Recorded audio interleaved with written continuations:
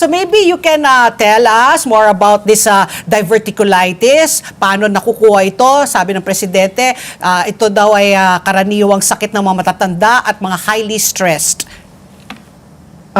Tama po si Presidente, no? So, when we say the word diverticulitis, it comes from two words actually. Yung term na diverticula at yung term na itis. Ang ibig sabihin ng diverticula ay supot o mga umbok sa ating malaking bituka at ang ibig sabihin naman ng itis ay pamamaga. So, when we say diverticulitis, nagkakaroon po ng pamamaga sa mga umbok o supot na na-form sa ating mga malaking bituka, particularly either the right side or the left side of our large intestine or yung mas kilala sa tawag na colon. So yun po ang ibig sabihin ng diverticulitis na salita. Okay, Doc, paano kaya nalaman ni President BBM na kailangan na niya magpa-check up? Ano po ba yung mga sintomas ng diverticulitis? Okay, so when we talk about symptoms o sintomas ng diverticulitis, marami yan. Pero ang pinaka-prominent na sintomas ng isang taong may diverticulitis ay ang pagsakit ng tiyan. Either on the left side or the right side or minsan buong tiyan. No, dahil namamaga nga po itong mga supot or umbok sa ating malaking bituka. Maaari din pong magkaroon ng lagnat ang isang pasyente at chills. Maaari din pong mawala ng ganang kumain at magkaroon ng changes sa kanyang pagdudumi. At usually po ang mga pasyente, they're very tired and fatigued. Mas gusto po nilang magpahinga kasi nga po may ongoing na pamamaga sa bituka. Those are the symptoms that we have to look for. So Doc, how does that happen? Paano nagkaka-diverticulitis? Aside from age, no? Is it because of our diet? And then baka nga stress-related? So sino yung mga likely candidates at saka bakit po nagkakaroon ng ganito?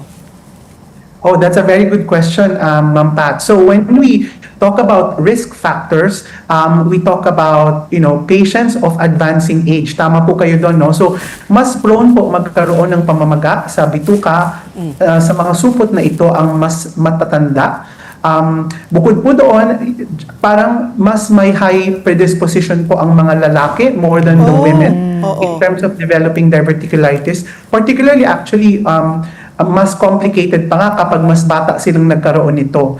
Nagkakaroon din po ang mga pasyenteng smokers, pwede po yung mga poor dietary habits, especially po kapag we are prone to just eating red meat, hindi po tayo kumakain ng gulay, fiber-rich na pagkain.